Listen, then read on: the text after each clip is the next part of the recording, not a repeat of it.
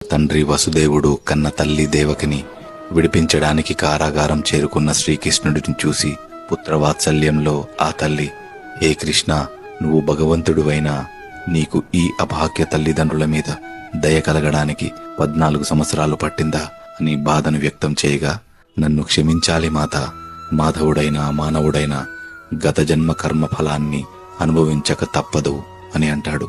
కృష్ణ, దేవుడువైన నీకు గత జన్మ కర్మ ఏముంటుంది నాయనా అని తల్లి అడగగా, లేదు తల్లి, నాకు కాదు మీకు. గత జన్మలో మీరు నా పినతల్లి దశరథుడు భార్య కైకేయి 14 సంవత్సరాలు నేను నా కన్న వాళ్లకు దూరం అవడానికి మీరే కారణమయ్యారు. అందుకే ఈ జన్మలో ఈ ఎడబాటు తప్పలేదు అన్నాడు. అయ్యో కృష్ణ, నేను ఎంత దౌర్భాగ్యురాలిని, ఆ అదృష్టం తల్లి యశోదకెలా లభించింది అని అడుగుతుంది. ఈనాటి నా తల్లి యశోదనే ఆనాటి నా కన్న తల్లి కౌశల్య.